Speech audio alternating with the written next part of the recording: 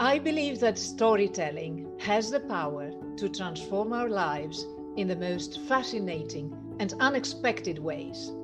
Over my career as a journalist and social entrepreneur, I met individuals whose passion and values are making this world a better place. I am Elizabeth Filippouli, and I invite you to hear the stories of some amazing, inspirational people. I would like us to go back a few years to your childhood. And I would like you to remember the country, the society that you grew up in, and your family. Talk to us about this journey. I'm Jordanian by origin, by heritage, but I was actually born and raised in Bahrain. And although people think that, they're two Arab countries, they were very different culturally. I come from a family of 5 children, but I'm by far the youngest one. There's 11 years between myself and the sister before me. So I kind of grew up like an only child in a lot of ways. I grew up in a family that was very, very close. We were kind of always doing things together. And my father, because they'd had me at an older age, my father was very much involved in my life from a very, very early age. So whereas when my sisters were growing up, he was much younger. He wouldn't be the one that would do a lot of things with them. When it came to my time, he was very, very much involved in everything, from teaching me how to ride a bike, to taking me to the horse riding stables, to coming to my school plays. So very strong kind of connection with both my father and my mother, because they had time then. Because again, they were older and I was growing up pretty much like an only child. I was very lucky in that I got exposed to a lot of cultures from a very young age. So I went to an international school, and we had people from all walks of life. It was people whose parents were in the military, but at the same time, the US military that had a base in Bahrain. But at the same time, we had people that were, children of multimillionaires in Bahrain. We also had people that came from very humble backgrounds. So at an early age, getting exposed to a lot of cultures, a lot of people, a lot of backgrounds really shaped the way that I kind of saw life, if you will. There was never a question about what I wanted to do when I grew up. I don't think there was even a discussion at any point. No one even questioned it. I was going to be a lawyer. That was it. And I would sit and I would watch Law and Order, and I would watch all these legal shows from a young age, sitting planted in front of the TV, seeing how people were saving others and they were helping others. And, this world was kind of corrupt, but then there was the lawyer that would come in and save the day. And that really, really, really got me excited. And so growing up in school, I did everything from Model United Nations to Model US Senate, and I was in debate teams, and I was always in that mindset that I was going to be a lawyer. And my father was a lawyer. So if you talk about an influence, I used to see my father sit behind the desk and sit on the dining table late at night while he was doing his PhD, kind of really intrigued by this whole lawyer thing, even though he was like a contract lawyer and I wanted to be sitting in court fighting battles. Law just always seemed like a very exciting space for me. I eventually applied to law schools, got into the ones that I wanted. But then there was a huge shift in my understanding of what law was and studying law was versus what this kind of imaginary world that I saw on the outside looked like. So I was infatuated by saving the world. And I realized as I was studying law that it wasn't about saving the world. There was a lot more to it than that. And I somehow got kind of like this culture shock, if you will, for lack of a better word. I went to the UK. I went to one of the top universities, University of Manchester, and I hated every second of it. And it was one of those very, very difficult choices I had to make, because my parents had grown up with this kind of perfect ideal of me going to law school and becoming a lawyer. And as soon as I set foot in there, I knew that I didn't want to be. That I wanted to save the world, but that this wasn't the way that I was going to do it. Over the 3 years while I was there, every summer I would come back and I'd tell my parents, I don't want to be a lawyer. And my mom would be like, shh, don't talk to your father about that. It'll break his heart. Just do what you have to do. We don't want to discuss this. And over time, it just became something that was really kind of emotionally, it was, I would actually safely say it was probably one of the most traumatic experiences of my life, sitting there, trying to pretend that I, want to do this and trying to finish something which is actually very difficult, especially with a university in the UK and one of the top universities, one of the hardest programs, trying to actually do it. That was a whole different ballgame. And so it was a constant battle. But then I made a promise to my mom and to myself that I had made a commitment, I will see it through, and then I'll figure out what I want to do with my life.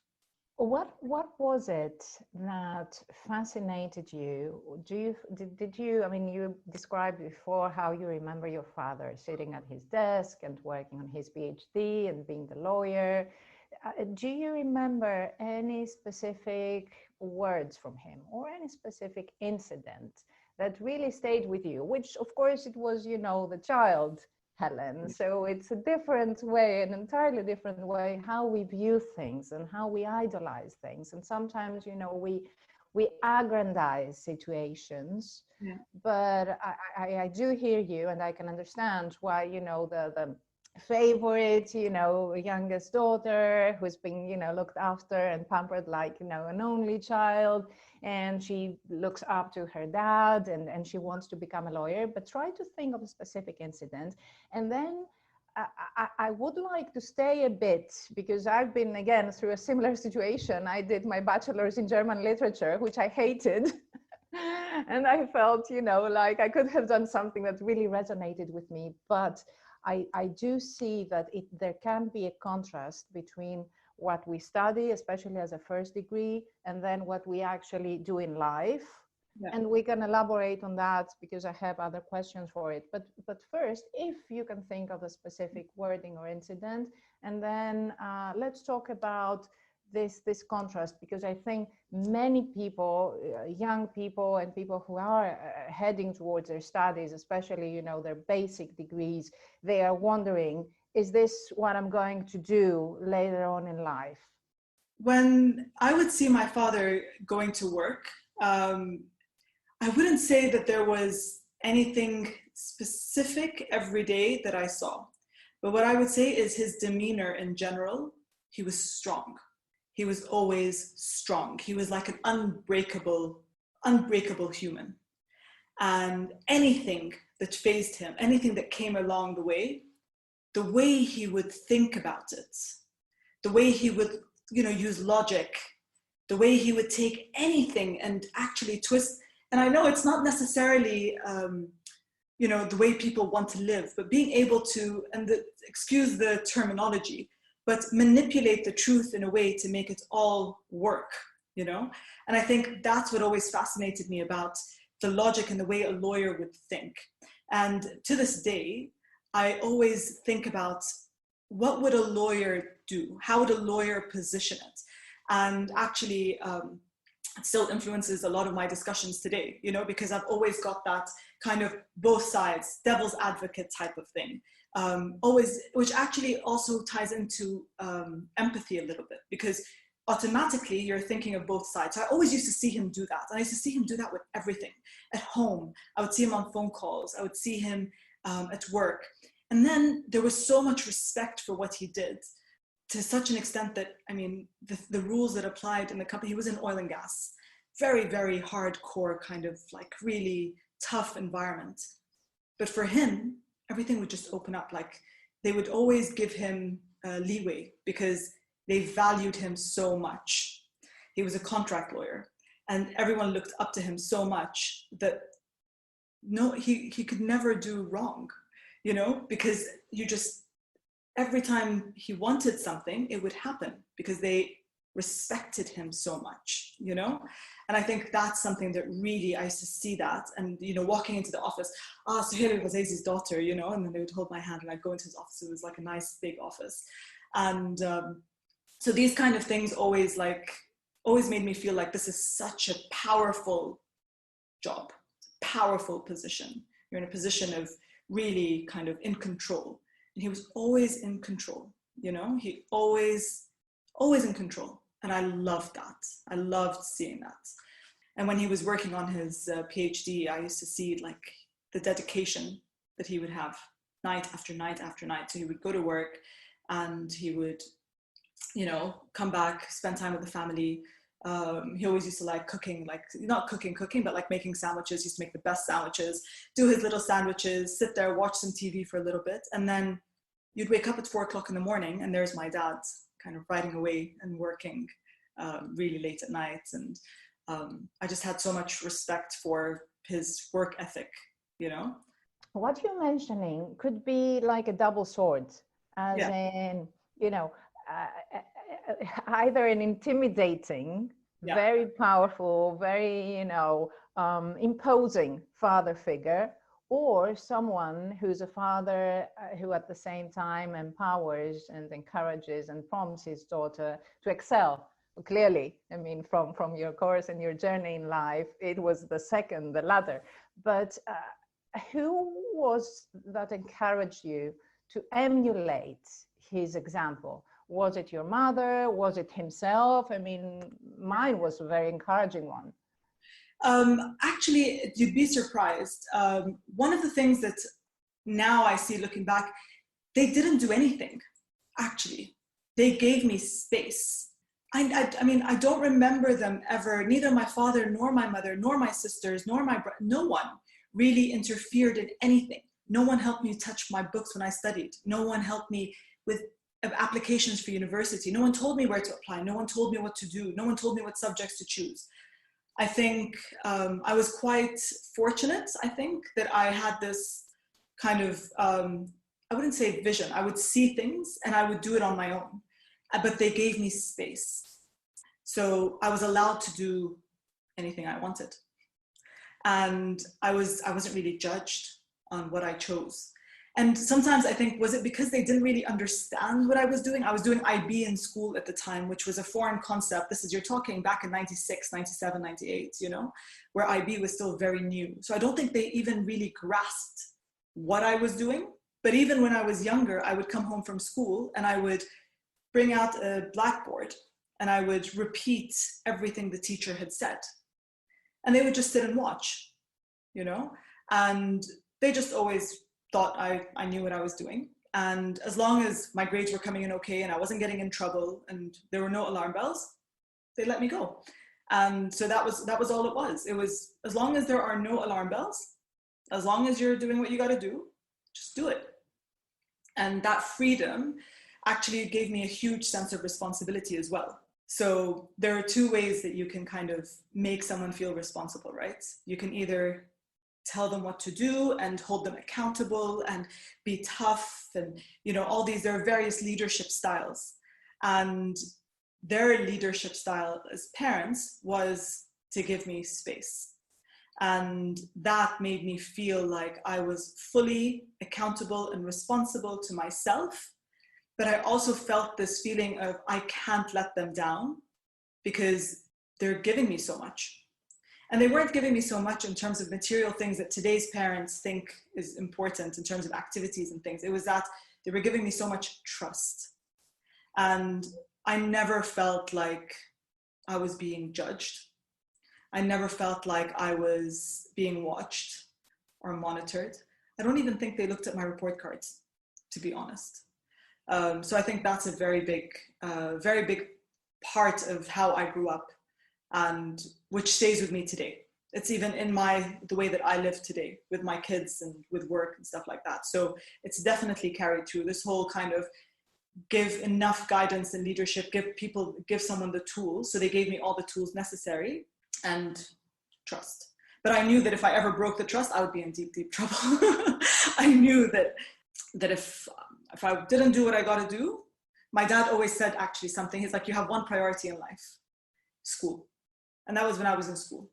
When I was at university, you have one priority in life. Every stage of your life, there is one priority.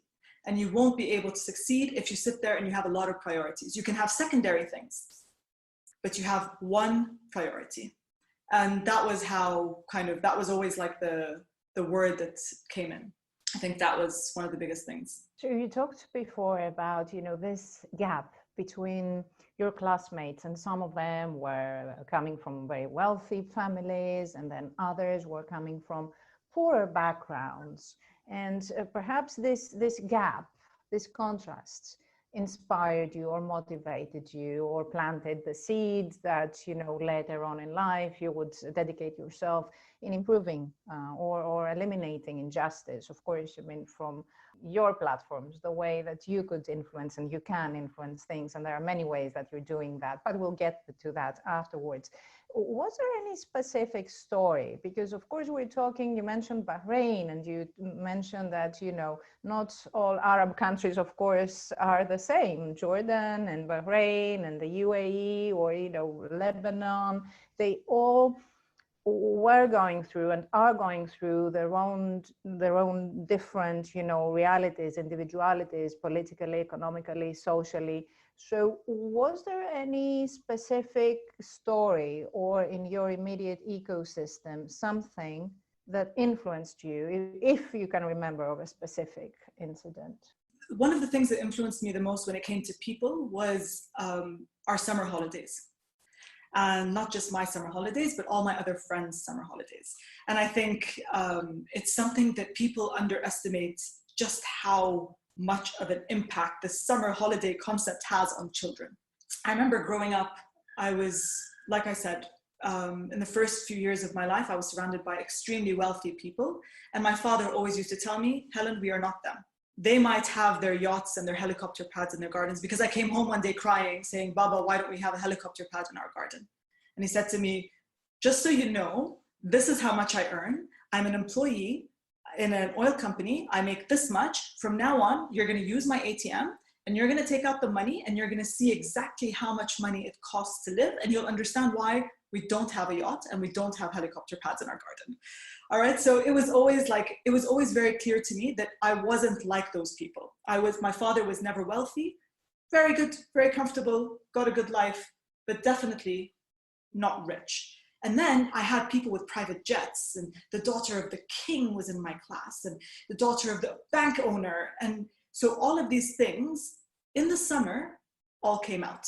Why? Because when you came back from the summer, what bag you had, what pencils you got, where you went, did you go on a skiing holiday, or did you go on a camping holiday, or did you go just back home to your home country? Did you just go see your cousins? What did you do? You had people going to Marbella, and then you had people going to another country, which was their home country, and it was a small village somewhere.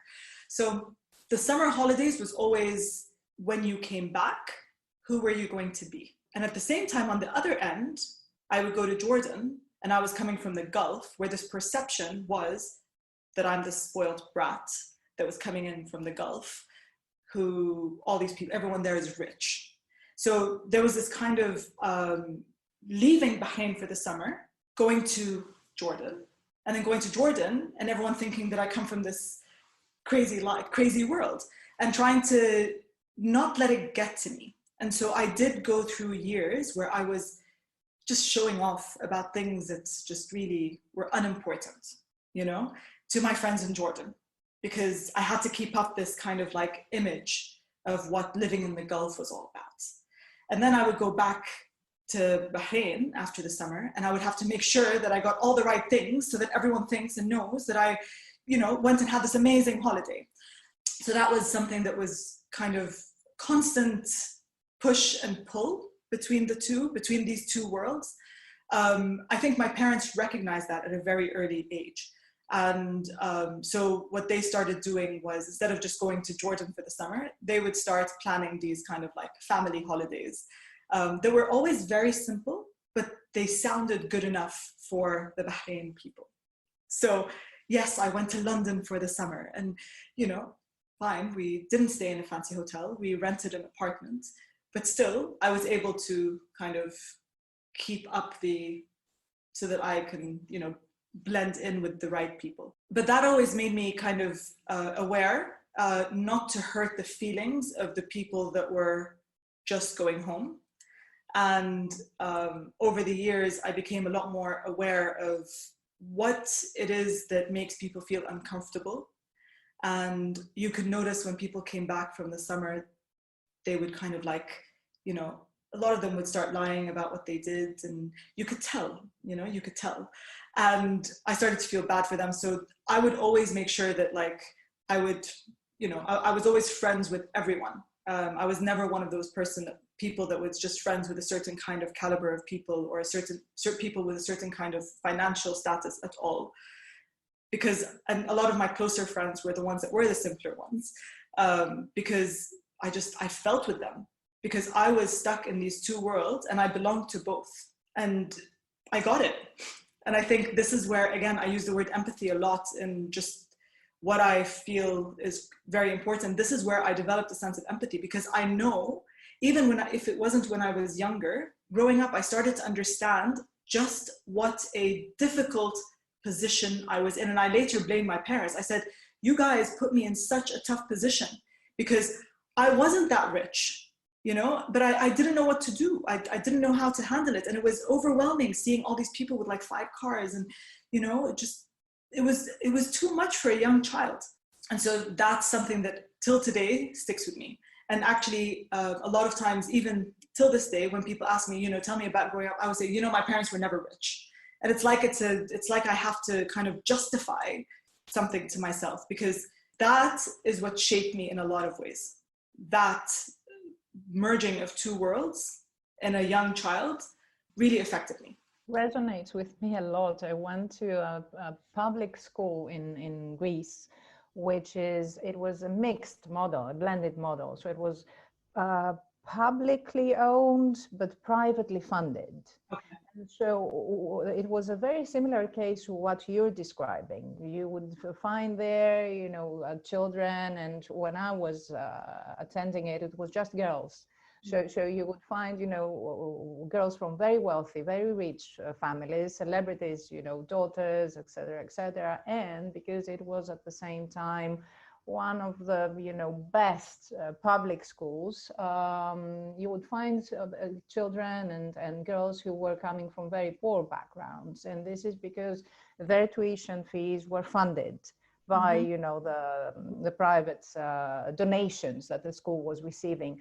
And this contrast indeed does kind of, influence you in many different ways, because you get the disadvantages of both worlds, and at the same time you identify yourself, or you become able to identify yourself with both worlds. But there is a contrast there, a constant contrast. So I can entirely understand what you're saying, and it is also a confusion, I would say, for a girl, at this age.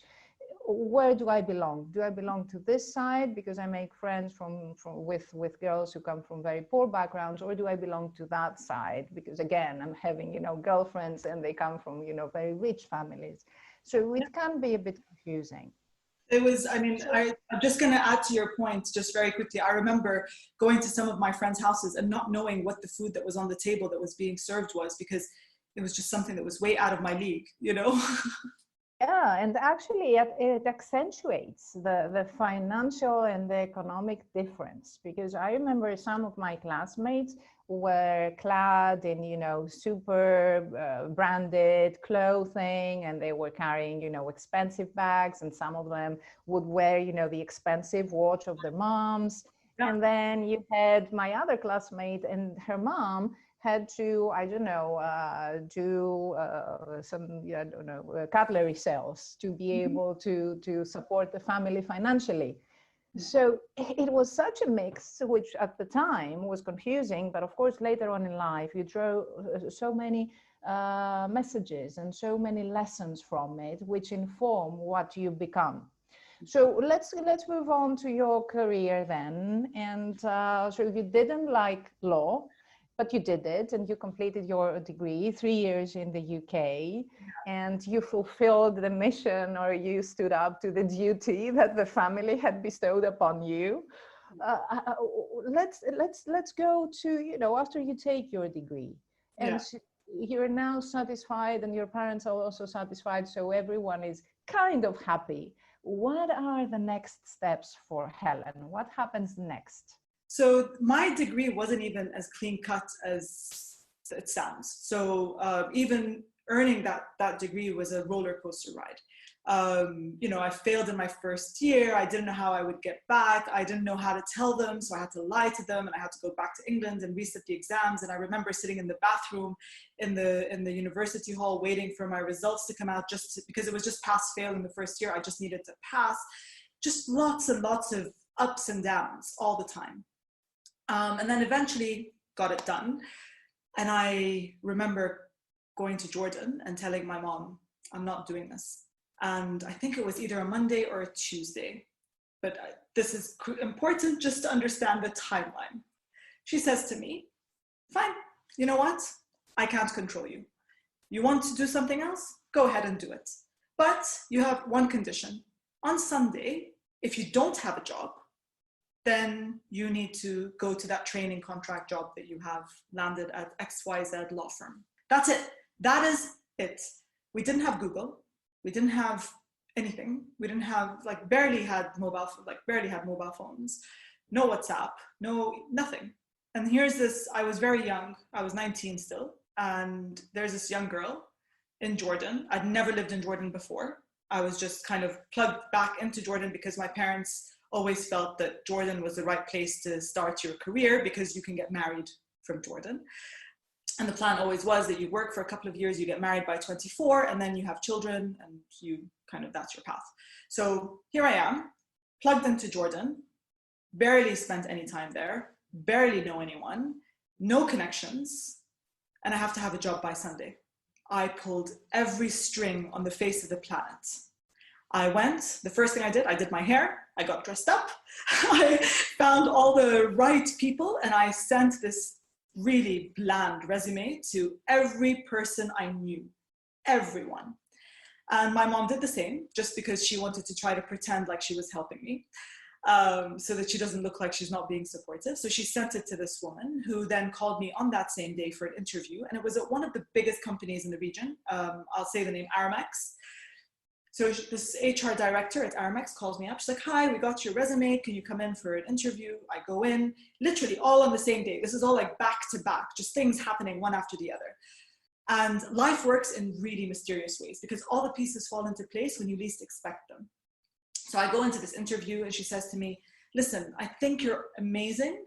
My only issue is that the only job I can offer you is a PA job. And there's nothing wrong with that, if that's what you want. But I feel like you're destined for something else. So I will keep your resume, and if you want that job, it's there. But I'm gonna do something, and I'm gonna send your resume to my sister. She works at a company called Saatchi and Saatchi. And I know nothing about who Saatchi and Saatchi are. I know nothing about the industry. I know zero, but it sounds cool, and I'm desperate. So I'm like, yeah, sure, and I act like I know what she's talking about. I have no idea. Unfortunately, again, we didn't have Google at the time, so it was really tough to try to figure out what world I was getting myself into. But anyway, I went. Same day, I get another interview at Saatchi and Saatchi. Just been bought out by a new company. This young managing director has recently joined. He was 29 at the time, and he believed in raw talent. So in I walk, and he sits there and we talk, we have a little chat. And he gives me this little paper and asks me to describe something. And I was always very good at writing. Writing was something that it just flowed naturally. And so he'd given me something called a creative brief, which again, I had no idea what that was. But I wrote it. He loved what he saw. He's like, listen, I would love to offer you a job, but I don't actually have a vacancy right now, but I'm gonna keep your CV on call because there's someone that I think is going to leave. I'm like, sure. Done. I go back home, same day, I get a phone call from him again saying, would you be able to start on Sunday? I'm like, of course, obviously. Gives me a package that is by far one of the best packages you could possibly get in Jordan at the time. And so I go to my parents and I'm like, this is it. I got a job. I start on Sunday and this is how much I'm going to earn. My mom's like, no, what are you talking about? You can't do that. This is not the plan. And my father says to her, Samia, let the girl go. This is a good company. It's a good income. She's starting on the right path. Her heart has always been in the right place. Her mind, I don't doubt. I know she's intelligent. Let her go. So my mom, with a very heavy heart, said, you know what, go. And I started a career in communications. So I started in advertising and marketing communications, and I fell in love. And this is when I realized that the difference between when you are passionate about something versus when you do something because you have to. So when I was at school, I was a decent student. When I was at university, I was a terrible student. I used to sleep most of the time, like really terrible. But then when I was at work, I was always one of the top performers. I always was at work on time. I was completely dedicated. I flourished in a way that you can never imagine.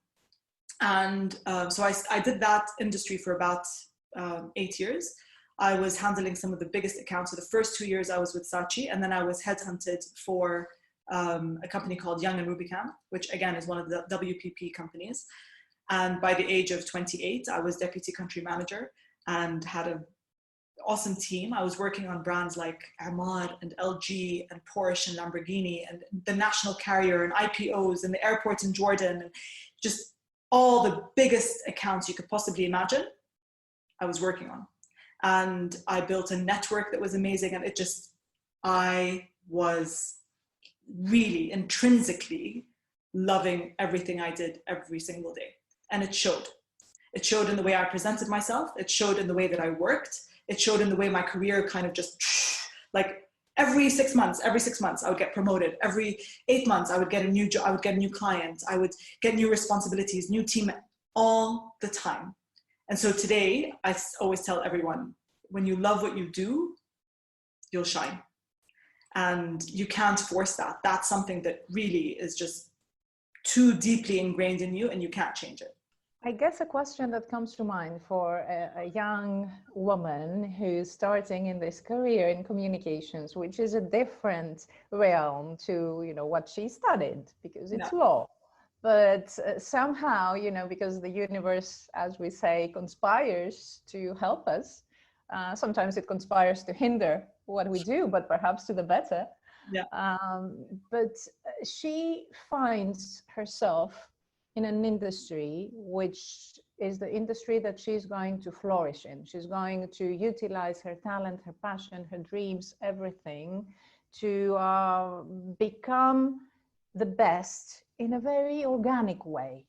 Yeah. What was it that fascinated you? I would like to take you back to, your first days there, because I'm sure, and I come from the world of communications, so I can understand why, mingling with people who are in the space of impact, whether it is a business impact or it is social impact or it's their own careers. So these are people who are fascinating. They are creative creatures, they are innovators, and the brands that one gets to work with are amazing because the campaigns have to be innovative, out of the box. They have to influence people's perceptions, the way people think and they operate and they consume. So all that ecosystem is fascinating.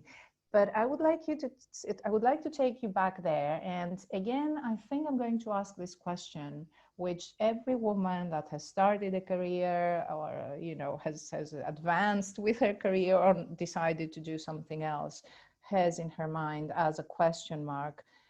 Was there anyone there who took you under their wings and helped you, supported you, guided you? There were two people that were really instrumental in my career. Like, I owe everything to them when it comes to that side of my life.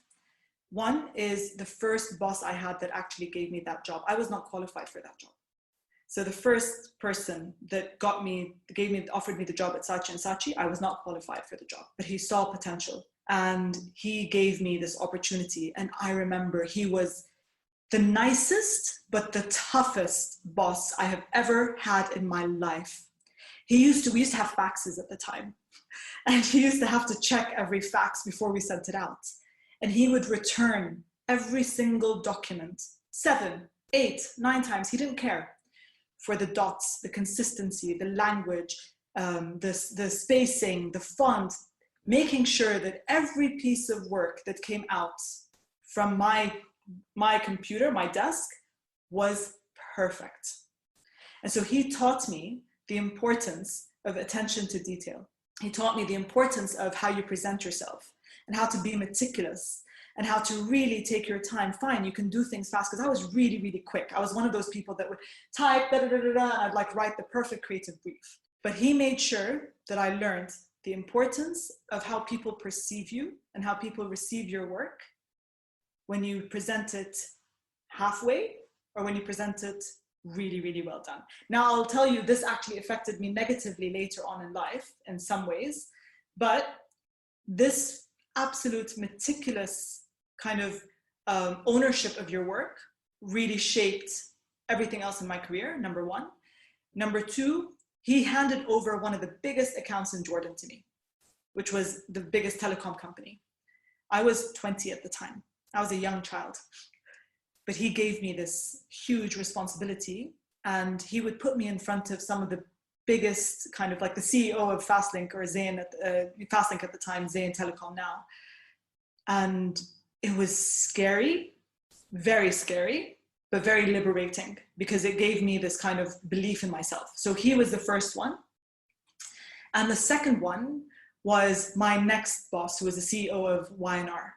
And there were two of them, but they were really one. So they were the Abu Khadra brothers, but there was two of them. And they were like yin and yang in a lot of ways. One was the creative one was the business one. But they took my game and they upped it. And there was always a reputation in Jordan that if you graduated from that school, or that company, that you can do anything in life. And it's very true. I was with them for 8 years. And there were a lot of people that would leave because they couldn't handle the pressure.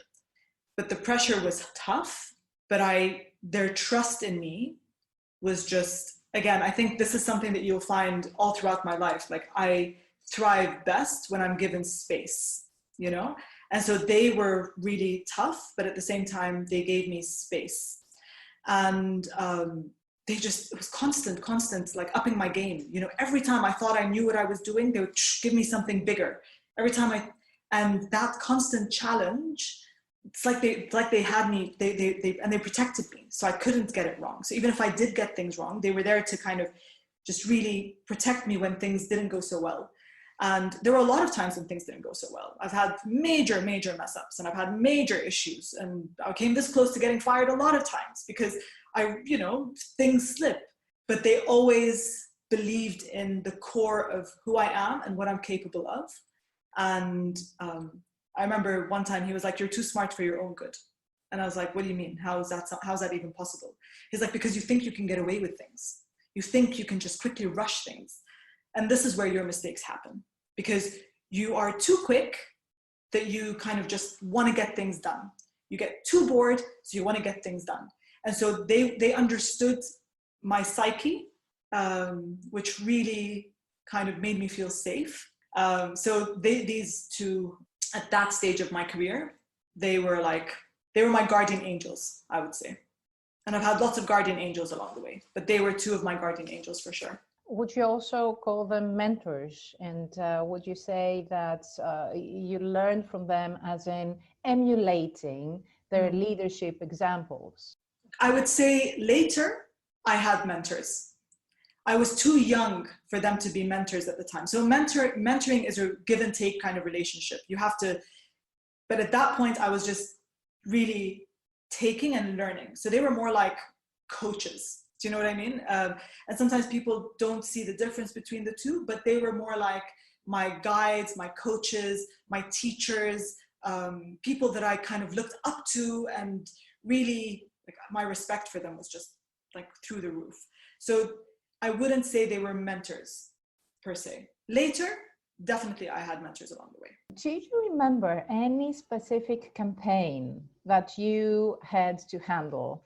And I don't know, it could have been a very big success, or it could have resulted into a blunder.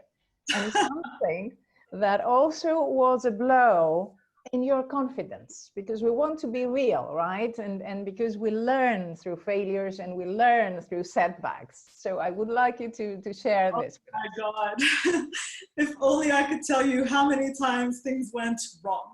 So I've had some amazing campaigns. So I'll tell you very briefly a really awesome campaign. We were introducing Orange Telecom into the Jordanian market. It was called Mobilecom before.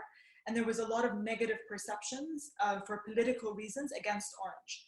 And so we had to come up with a really kind of clever way to be able to bring Orange in without there being very negative implications and backfiring, because, and I don't want to get into politics, there were like a lot of political issues behind it. And it actually worked out really, really well and seamless and smooth. And that was just epic. All right. So yeah, we had some great stuff. Whew, the disasters. One of the first campaigns I ever worked on when I was still at Saatchi was for the Fastlink Telecom, which is now Zain, and it was Independence Day.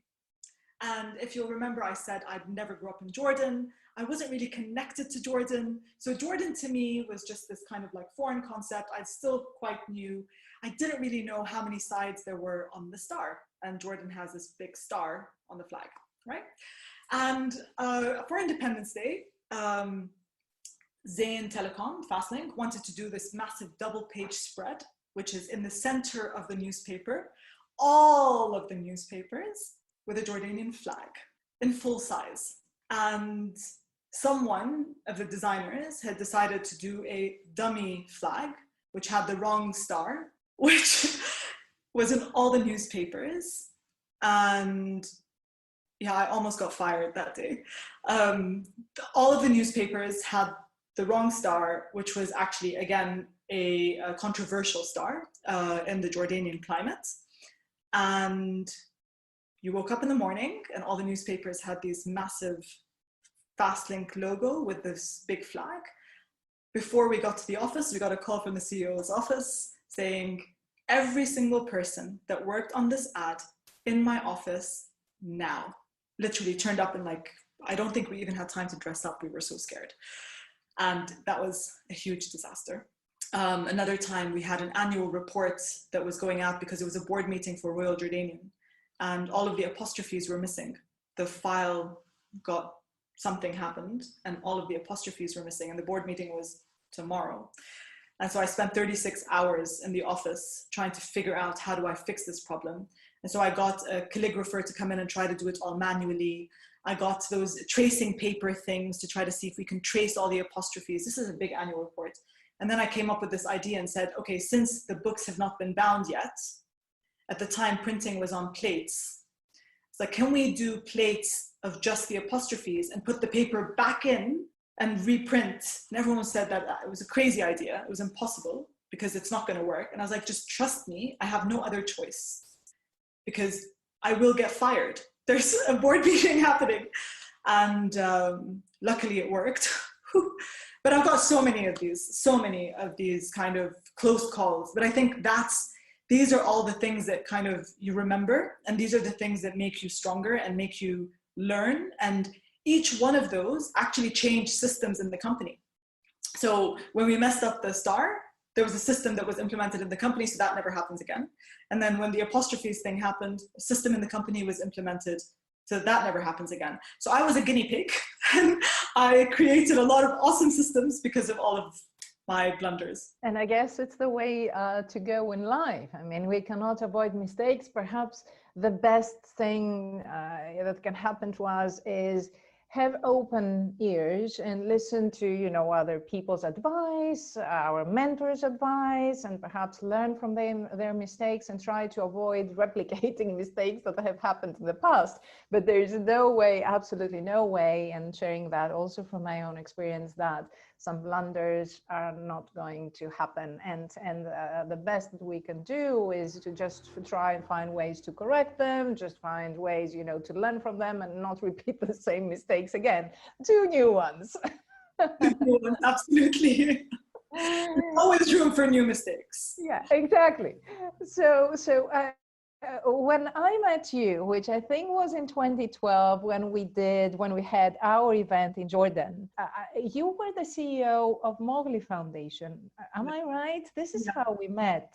Yes, absolutely. So what was the space between your career in communications with Saatchi and then you moving on to the CEO role with Mowgli Foundation? What happened in between, and how did you enter that world of mentoring and education? Earlier, I said that there is something that happens and life is here and you're somewhere else, right? And you can be on your high horse thinking that the world's you're in control, and we're not.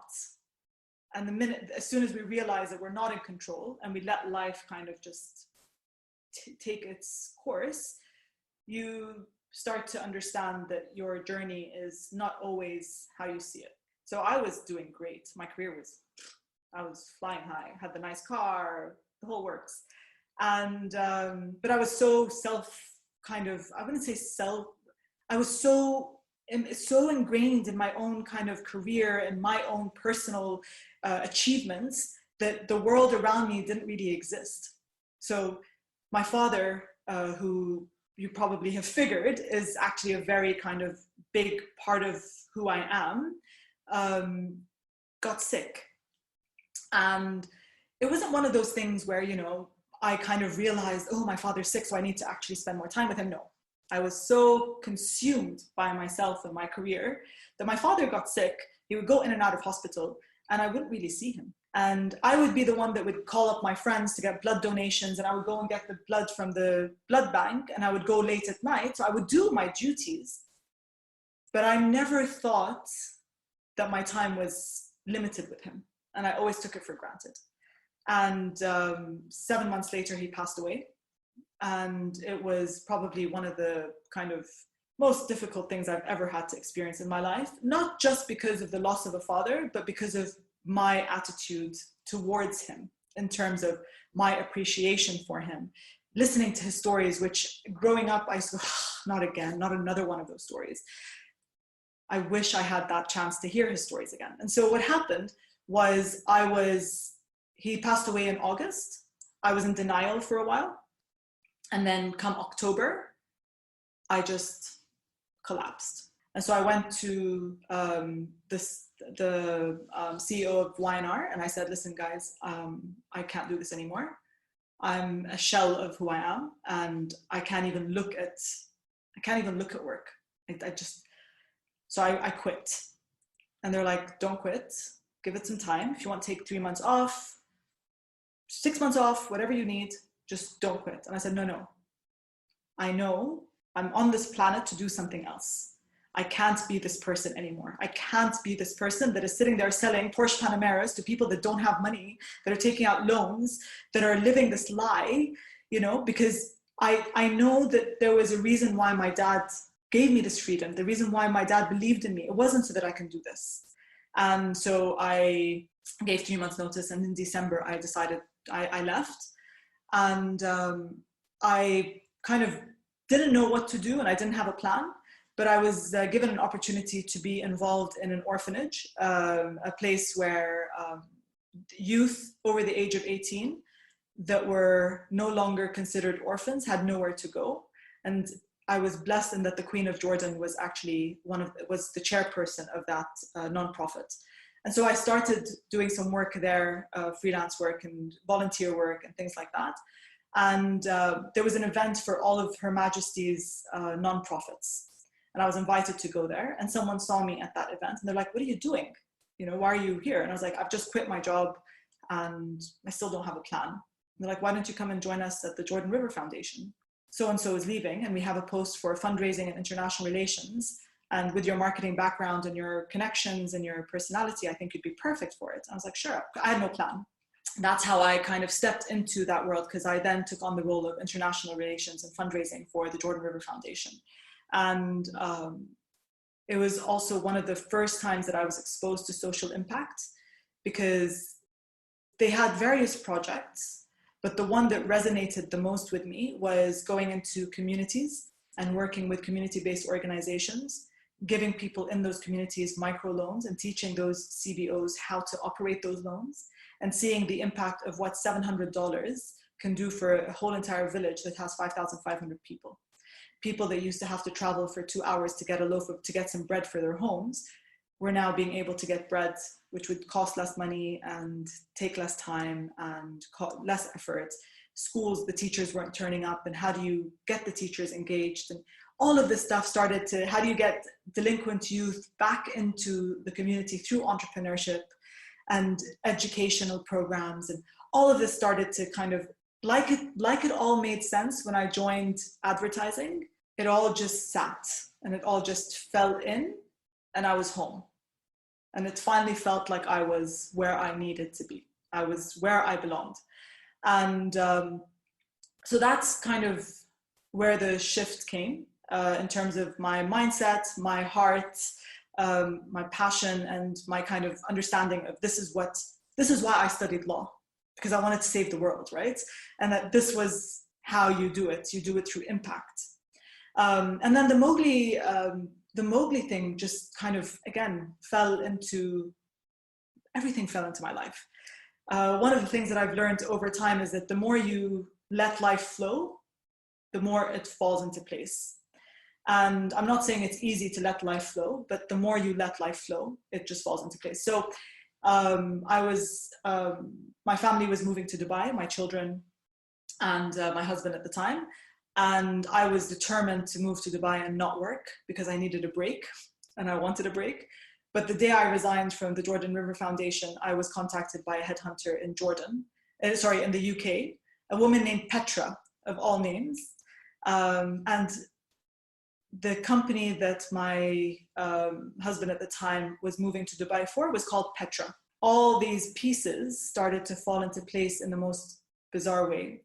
I was 30 years old at the time. I thought it was impossible for me to get this job, but I thought life gives you these opportunities, you take them. And I take every opportunity that comes my way, as long as it's aligned with my values.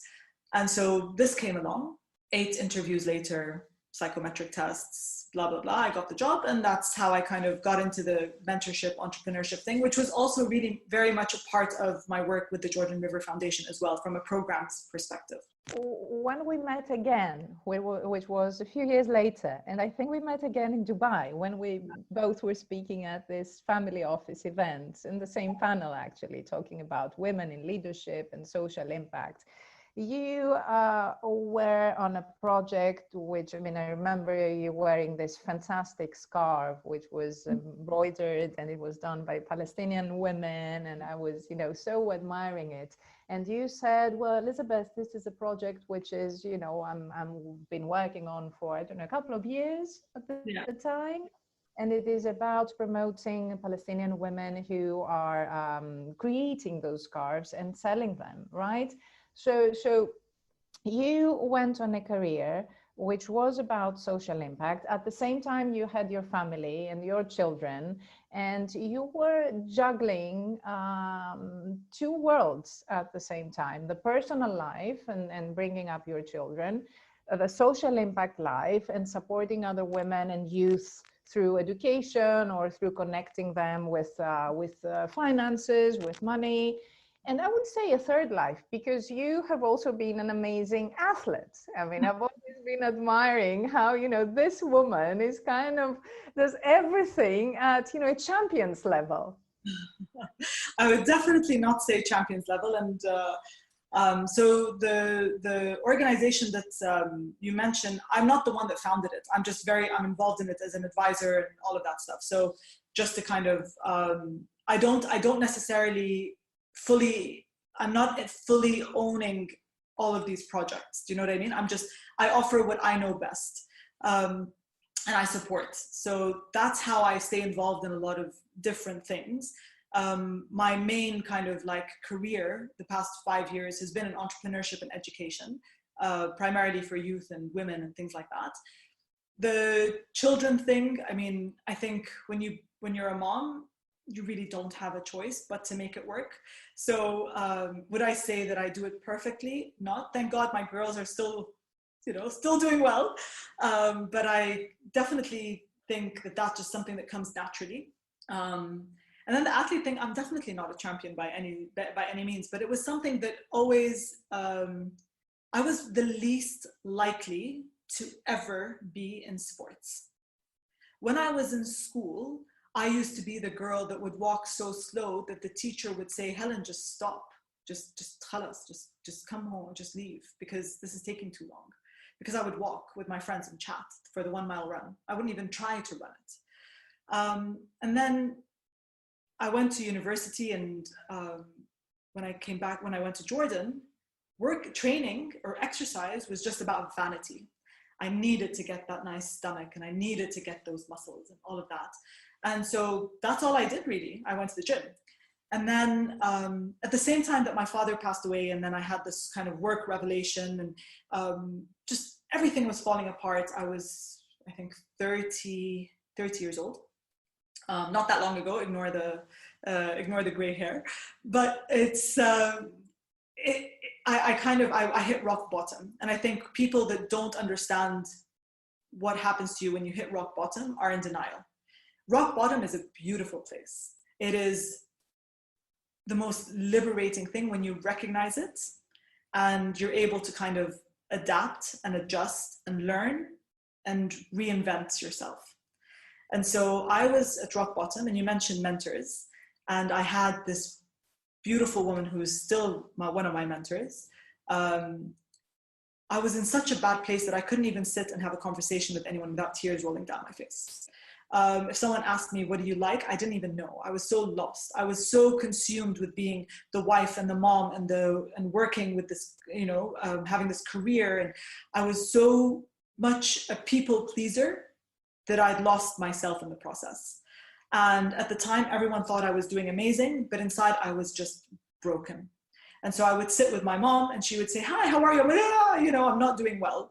And so I went to this woman who was my mentor. And I said to her, listen, I know you've hit rock bottom before, and you haven't shied away from sharing rock bottom. I'm there. What do I do? I don't know. I don't even know where to begin. And so she's the one that actually started me on this path to understanding, what do I enjoy? What do I love? So she said, write down 10 things that you love. They can be simple things like going out for a walk, getting your nails done, getting a massage. Just 10 things that you enjoy and love. That every time you're feeling down, you can turn to and pick one of those that are easy to do, that'll just kind of give you the sense of life again. And so I did that. And I went to her thinking that that was the work and that was the homework. Says to me, no, we've done that. Now I want you to write a bucket list of 127 things. Don't ask me why 127, but apparently there is a scientific reason behind it. I can't find it yet, but let's just kind of go with that. But what happened at that point was that I didn't actually know what bucket lists were. I didn't know what my bucket list was. And so I started with 10, 20. I would call her. I'd say, you know what? I've got 20. She'd be like, I told you, 127 things. Until you have those, don't call me. And she would hang up. I'd try again at like 60. Helen, I told you, 127. Until then, hang up. When I got to 127, I didn't get there because of my creativity and me understanding my inner thoughts. I got there because of Google. So I would Google all of these different bucket lists and try to figure out, what do people look at as bucket lists? And so I started writing all of this stuff down, not understanding what it was. Things like a marathon. I didn't understand, I didn't comprehend what 42.19 kilometers meant and what training was needed to do that. I wrote down Ironman again. I didn't understand. And there's so much beauty in not necessarily understanding what it is that you are signing up for. So some people are big on research and knowing exactly what you're getting into, and then they can get scared. Some people research and they get more excited. I'm actually the former. If I researched too much, I probably would have not done it. So I kind of just blindly just jump into things. Not sure if it's always the right idea, but it works for me. And so I did this like long bucket list, and she was like, okay, now that you've done that, it's about implementing. So every year she made me write down goals in 8 different areas of life, from inner self to health, family, finance, career, legacy, and adventure. So there were all of these different areas. And so I would take things from that bucket list and put them in. First one came along, marathon. And so that was one of my health goals. So I ran my first marathon. I went to my trainer at the time and I said, hey, I want to run a marathon. He looked at me like I was crazy. He said, are you joking? I said, no. He said, like a 10K. I'm like, no, I don't know what marathon is, but I want to do a marathon. Like a half a marathon? I'm like, no, just a marathon, marathon chat. It's like, Helen, but you don't run. I said, okay, but I can start running. How long will it take you to get me ready for a marathon? And so he said, if you give me 16 weeks of dedication, I can get you ready for a marathon. And so that was all it took. Gave me a plan, followed it to the T, and did my first marathon.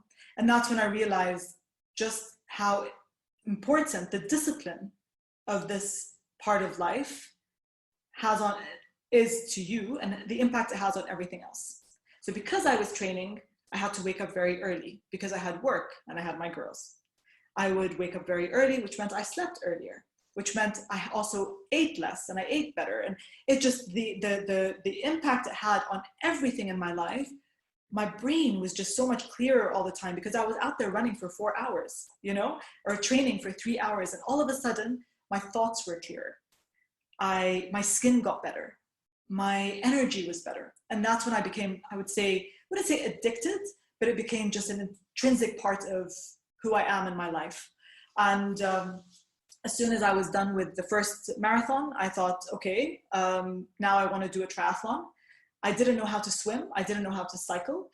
Swimming for me is tanning on the side of the pool, and cycling was a pastime I did when I was 6 or 7 years old. And that was it. So in April 2016, I decided I'm doing an Ironman. And there was an Ironman 70.3 that I had signed up for. And I decided I'm going to learn. So I started taking swimming lessons from my daughter's swimming coach. So after she would do her lesson, she was 4 at the time, I would do a lesson after that just to learn how to breathe and what to do and how to move my arms, because no clue.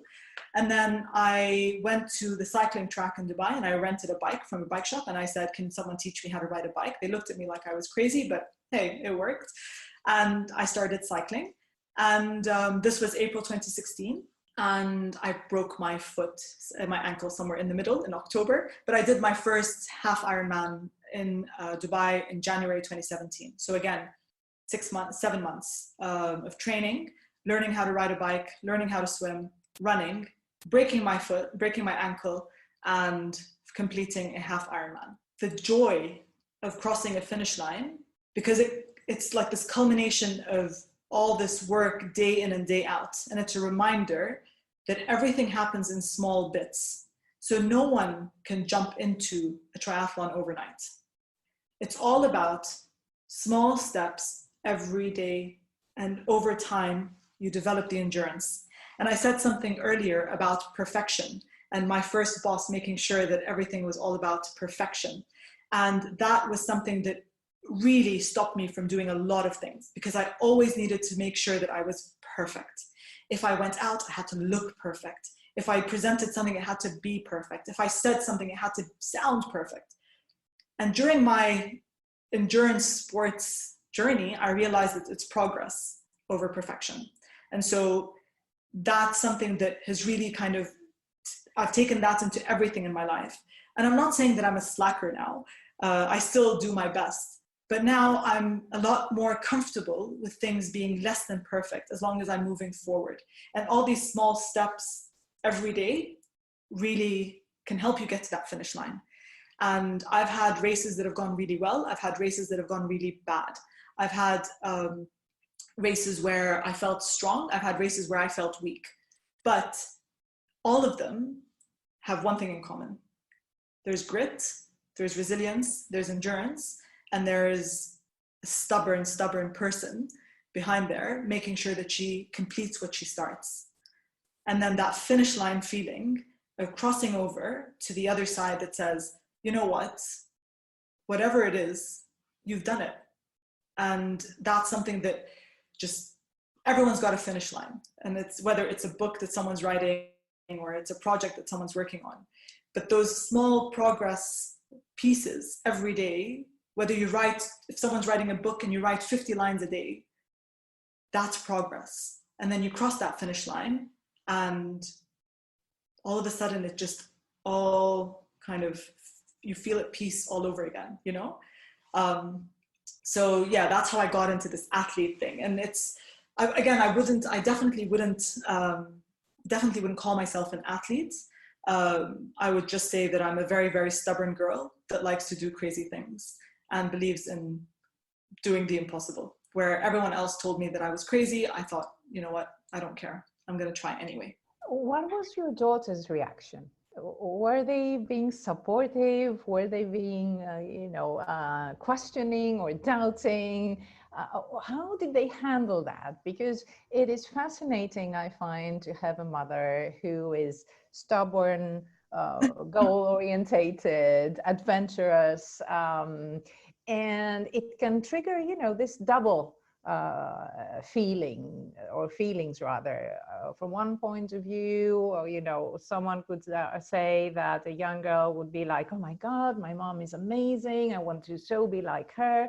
On the other hand, there could be some question marks, or why are you doing this? Other mothers don't do that.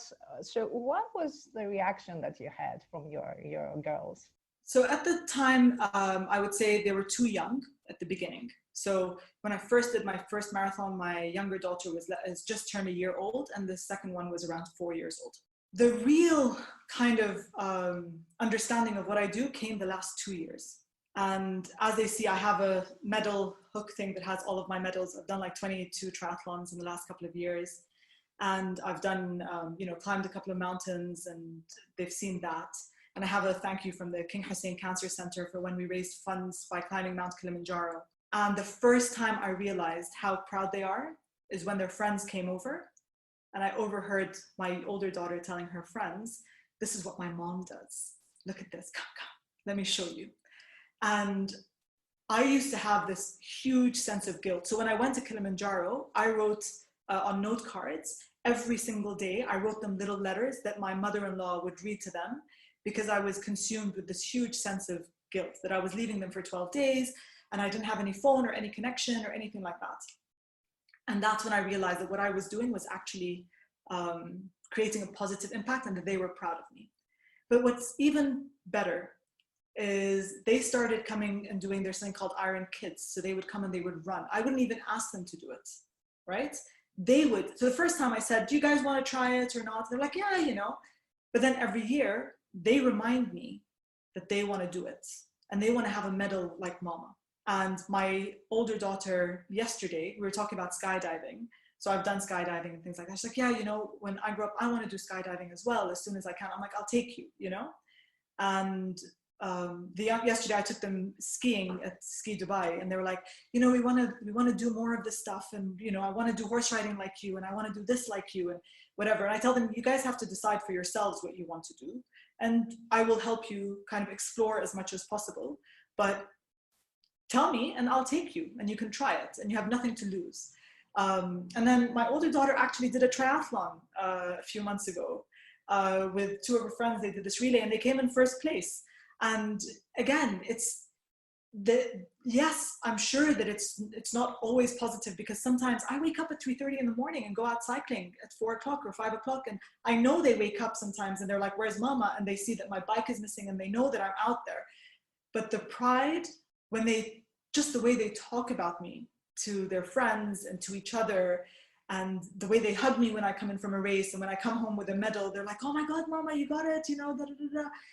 That is worth everything. And you can't hide that, and you can't deny that, and you can't lie or fake that. You can't fake they can fake it to me and pretend to care. But when I hear them telling their friends, you can't fake that. You can't fake that when they start and they want to put a hook for their medals in their own rooms. You can't fake that. And I've never pushed them. And some people might say that that's not necessarily a good parenting thing. But just like my parents, and it worked for me, was about giving me freedom to explore. And I didn't turn out too bad. I feel like that's kind of been the way that I am with them as well. When I see that they have a passion for something, I'm fully all there, but I let them explore, and I tell them nothing is wrong. You want to try. You want to try doing tennis, try. And if you like it, you like it. If it's great, you're great. They both have different skills. The older one is a gymnast, and she's an incredible gymnast. The younger one is absolutely phenomenal at basketball. They're different characters. It's about this kind of space and freedom. And then they look at the way that I dedicate my time to things. And to me, that is what I hope that they will kind of take from it. Not what I dedicate my time to. Do you know what I mean? It's more of, okay, you're dedicating your time and your effort and your energy to something that you believe in, you're passionate about, and you're going all in. And I hope that that's what they take away from it. My final question is about the project that you are currently on. I would like you to explain a bit about that. And I guess I would like you to make kind of a review or think about the projects that you have, engaged yourself with, and whether you feel that every new project, every new venture was speaking more to your heart at that particular point in time, at that particular point in your life and career, and what is there for the future? So right now, most of my time is dedicated to youth entrepreneurship and education, and merging those two worlds together. The reason this came about was after my time at Mowgli, I learned something.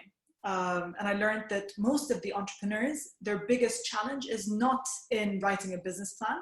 It's not in writing documents or getting, feasibility studies, because all of that they have access to.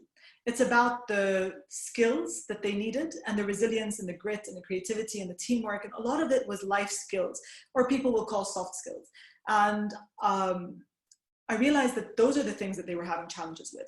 And it was very much like everything in my life. I will repeatedly say, when you are in tune with yourself, the world works for you and things happen without even realizing. So in the middle of the night one night, it was April 1st, and it wasn't an April Fool's joke.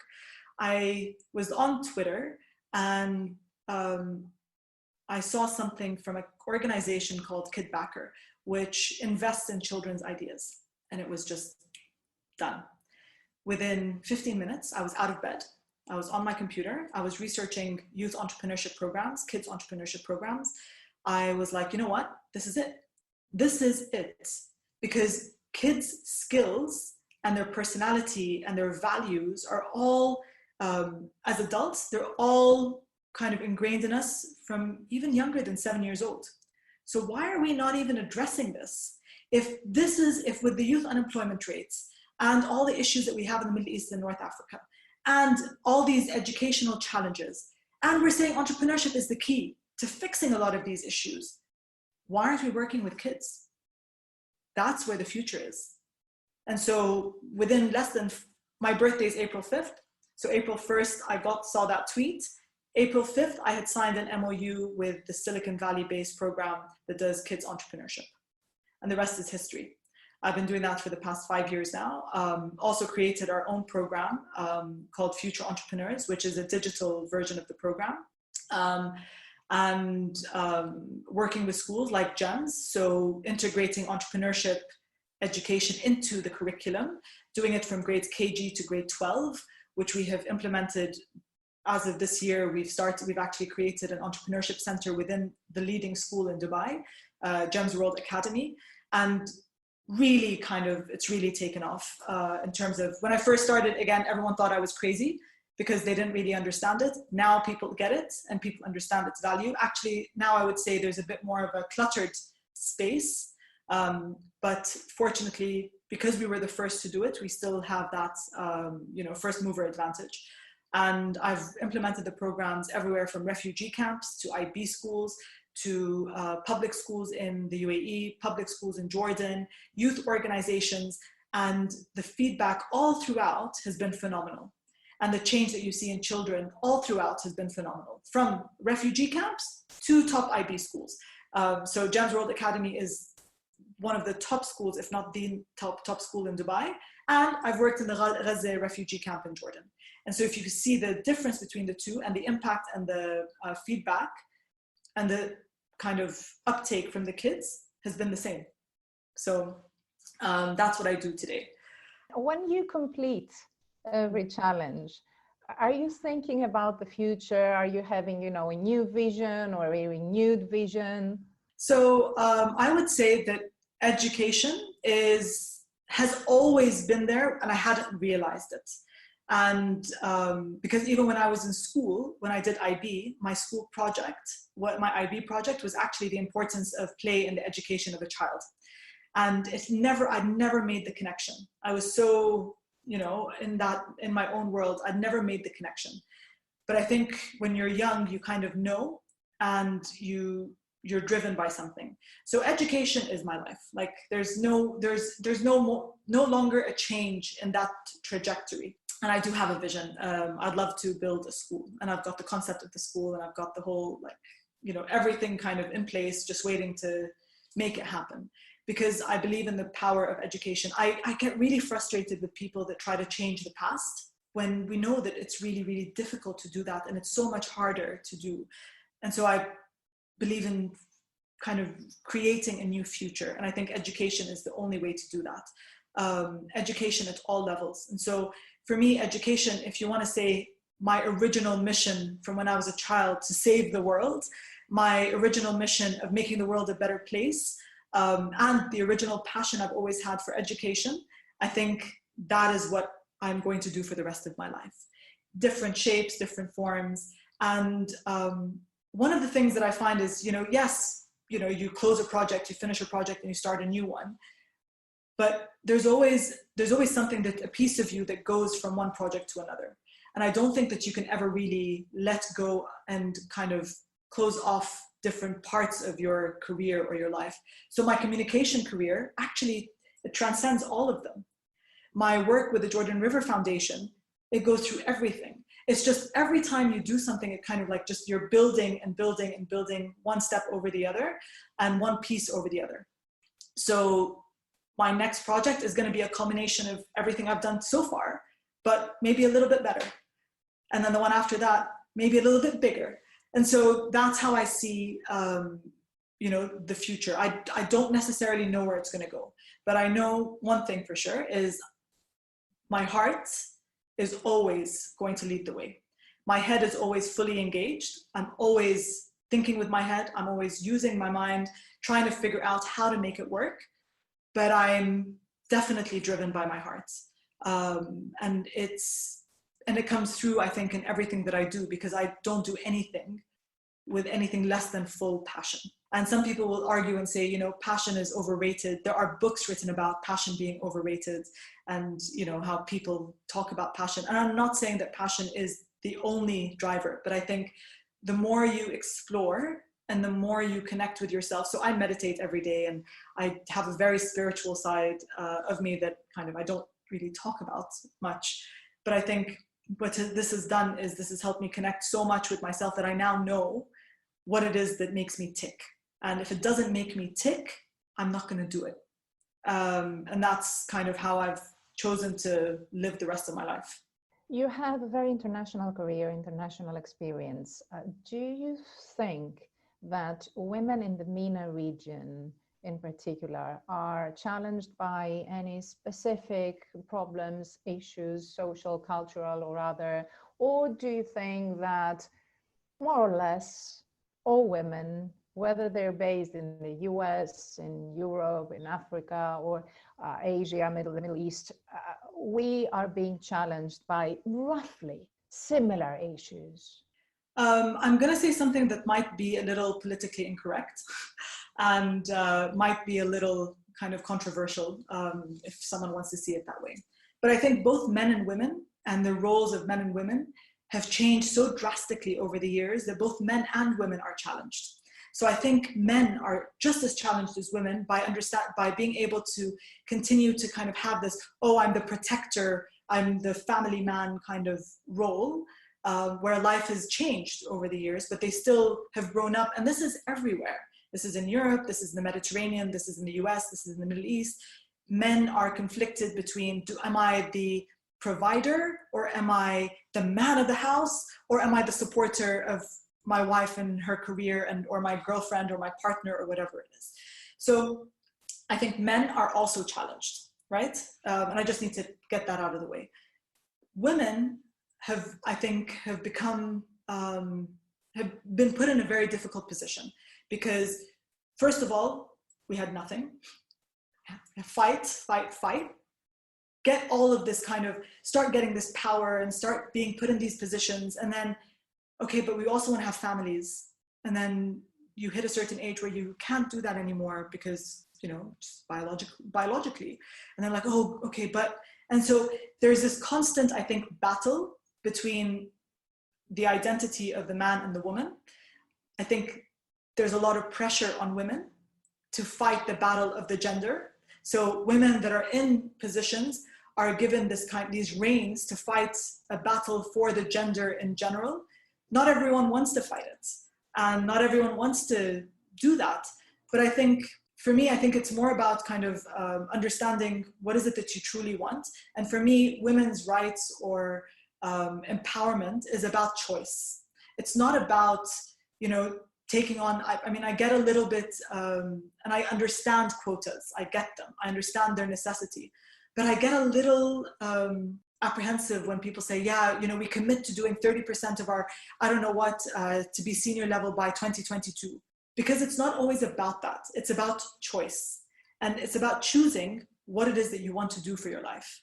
And for me, I think that's culturally across the board. You find that in lower socioeconomic segments, you find that in the higher ones, because sometimes women don't necessarily have the choice because they got married and their husband doesn't want them to work. Their father didn't want them to work. They had their mother as a role model, and so they were confused because she never worked, and they don't know if it's the right thing for them to do. They have the mother-in-law that says, oh, you work too much, your kids are gonna miss you. There's this guilt. So I think for me, choice is universal, and choice is not a MENA issue, and I think that is the problem. The problem is whether it's pressure to do too much or pressure not to do. Both are equally as counterproductive, and both are equally as challenging for women and men. And I think the more that we allow ourselves to kind of give ourselves the opportunity to choose, that's where the real change will happen, and respect people's choices. You know, there are a lot of women that are guilted into wanting to stay at home, you know, and there are a lot of women that are guilted into working, and guilted because of working, and guilted because they have a high position. And so that to me is not just a MENA issue. Some things are more MENA centered than others, but the issue of choice is universal. It has been a fascinating interview with you, Helen. I'm done with my questions, although I have to admit that I would like to ask you more about, you know, the way you think and the way you are and everything that you're doing, but I'm mindful of our time, and I wanted to ask you if there is a final message that you would like to convey, if there's something that, you know, hasn't covered everything that you would like, you know, to say to not only women, I would say youth, as the message, the wisdom, the main wisdom from your life so far. I think one of the things is there is a lot of pressure to always have the answer, and I don't think you always need to have the answer. I think just like I tell my children, just like I allow myself, explore within a safe space with a little bit of risk. There's so much out there in the world, and there's so much that you have yet to know about yourself and who you are and what drives you. Unless you explore, you'll never know. And so I always tell people, explore, just try. You have nothing to lose. And my motto in life is, what is the worst that can happen? And I go through this, I do this exercise in my head. So what is the worst that can happen?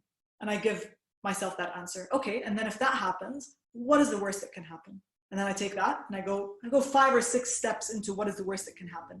99.9% of the time, the worst that can happen is really not that bad.